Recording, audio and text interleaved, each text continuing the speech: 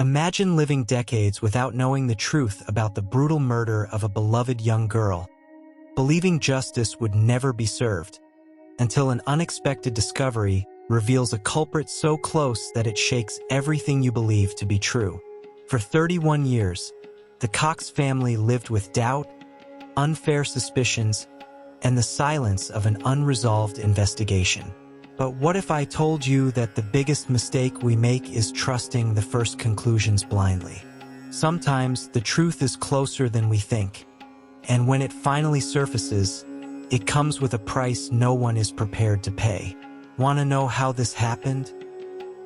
The night was hot, suffocating. One of those nights where the oppressive heat makes the house feel like an oven. 16-year-old Fawn Cox returned home exhausted after another long day of working at the local amusement park. Her summer job was her way of contributing to the family, who lived in poverty in a dangerous Kansas City neighborhood.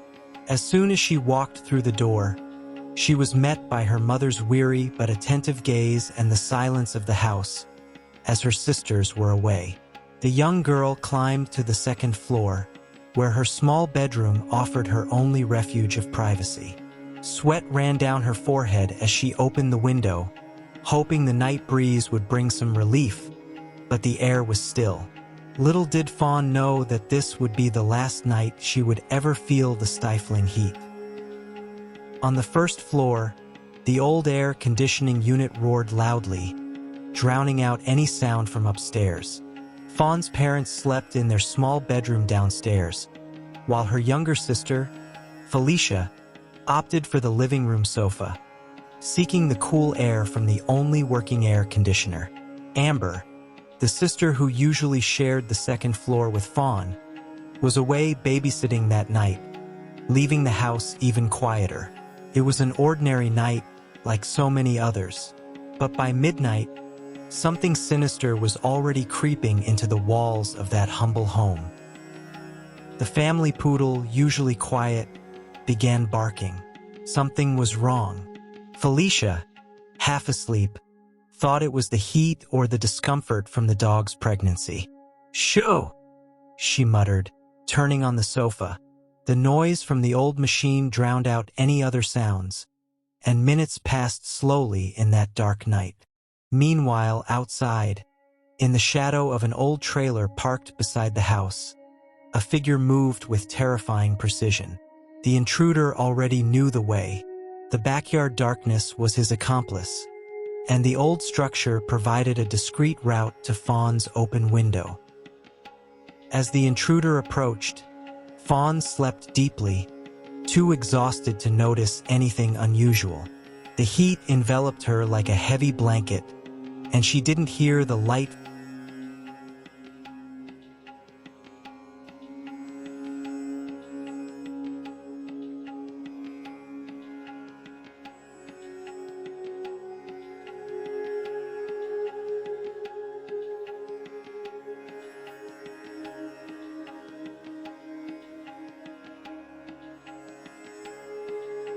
The next morning, the persistent sound of an alarm clock echoed through the hallway. It was 9 a.m., and Fawn hadn't turned off the alarm. Her mother, puzzled by the delay, climbed up to her daughter's room. When she opened the door, she was met with a sight she would never forget.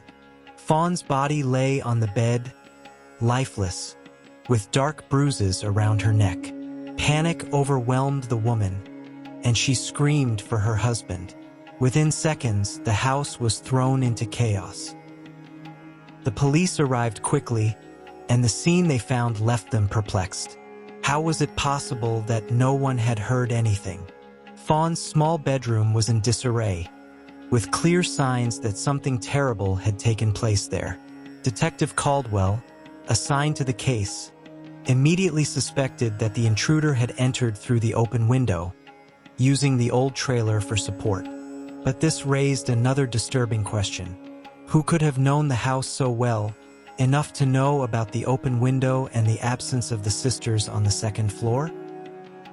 As the officers investigated the scene, the Cox family was in shock. The poodle kept barking, as if it sensed that something was terribly wrong. Amber, who had spent the night away babysitting, couldn't believe what she saw when she returned home. Felicia, on the other hand, kept repeating that the dog had barked, but no one thought it was more than usual restlessness.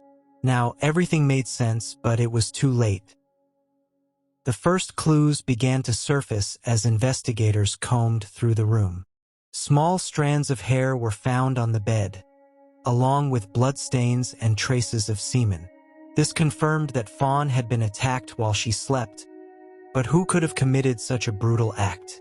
Detectives soon discovered that several items were missing: a video game console and a radio recorder. This indicated that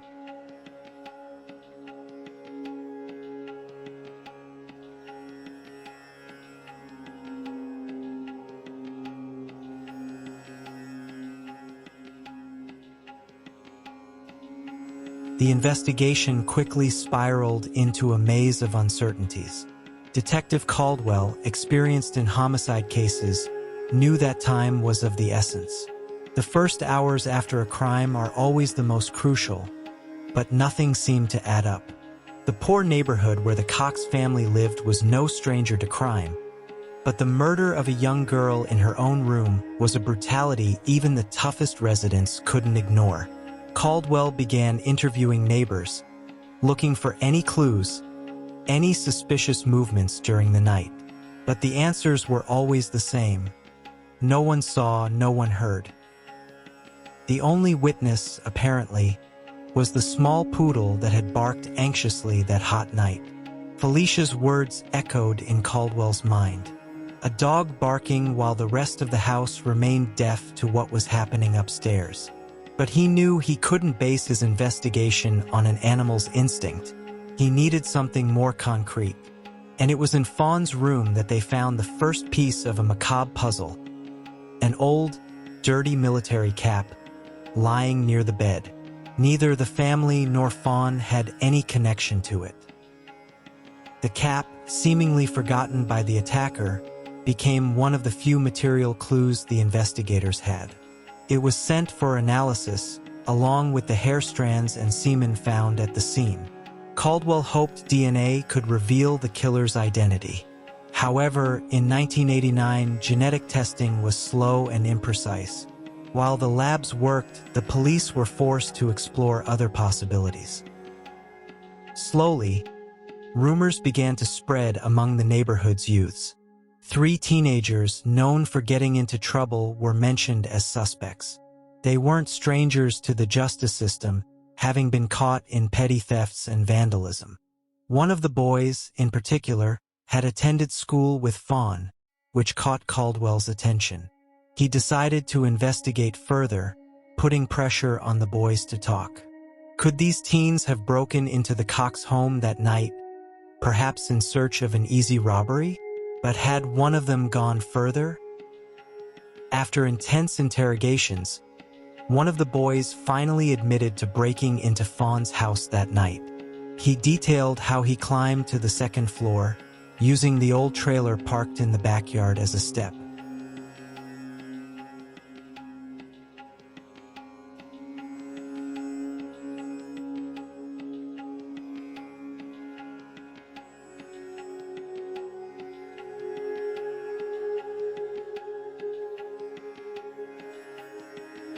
The boy's confession did not bring the relief Caldwell had hoped for. In fact, it only deepened the mystery. He had admitted to breaking into the house, but his refusal to admit any connection to the murder left a huge gap in the investigation. Caldwell knew there was more, something not being said. Perhaps there had been more than one person involved that night, which could explain why the DNA found in Fawn's room didn't match the boy in custody. But who could the real killer be? While the DNA samples were sent for new testing, Caldwell received a call promising a new development. A local informant, known for his ties to neighborhood gangs, claimed he knew someone who might have information about the case. This person, who had remained silent out of fear of retaliation, knew details that had never been made public. Caldwell wasted no time and arranged a meeting with the informant, hoping that he could finally make progress. The meeting took place in a small bar in an even rougher part of the city. The man who appeared was nervous, glancing around as if he could be caught off guard at any moment. "They were in that house," he whispered, referring to the 3 teenagers. "But it wasn't them who, you know." Caldwell remained calm, hoping the man would feel secure enough to continue. "There was another guy, someone they knew. He was the one who did that to the girl." This new piece of information fit with Caldwell's theory. The teenagers might have been responsible for the robbery, but someone else, someone with far darker intentions, had been there that night. Caldwell pressed the informant for a name, but the man refused to say more. "I've already said too much," he muttered before hurrying out. With this new lead, Caldwell revisited police files and came across a name that had gone unnoticed. Donald Cox, Fawn's cousin, had a history of petty crimes and drug involvement.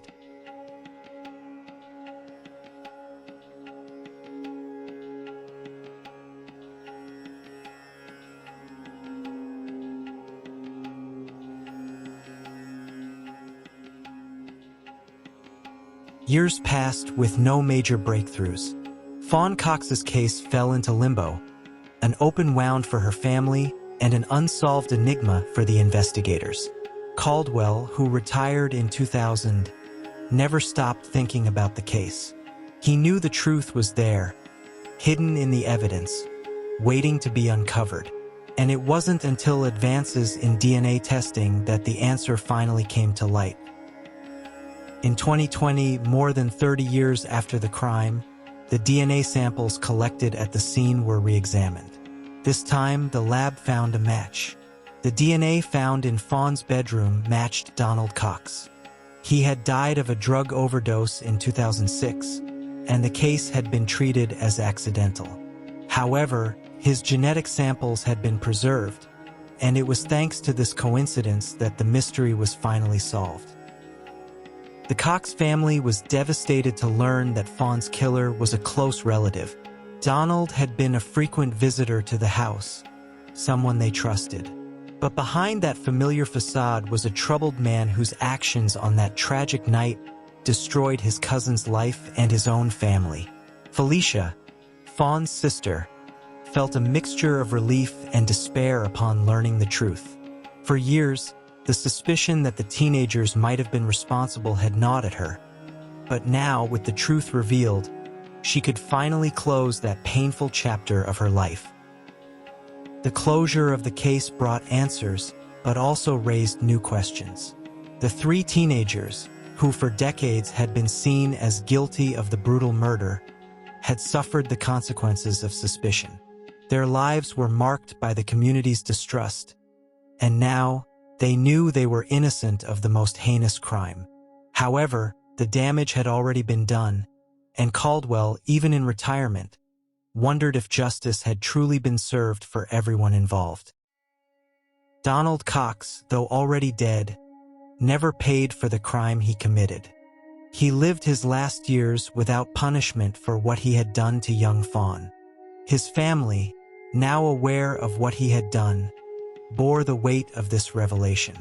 But for Felicia, Amber, and Fawn's parents, what mattered was knowing that, finally, after 31 years, the truth had been revealed. Fawn Cox's legacy was tainted by tragedy, but her family, united by pain and struggle, finally found a way to move forward. The silence of that hot July night, once filled with the weight of mystery, was now filled with the certainty that the culprit had been identified, even if too late for justice to be served. Now, the audience who followed this story couldn't help but wonder, how many other cases like Fawn's remained unanswered? How many families still waited in silence for the truth? The answer might never come, but one thing was certain. Time may hide secrets, but the truth always finds a way to surface.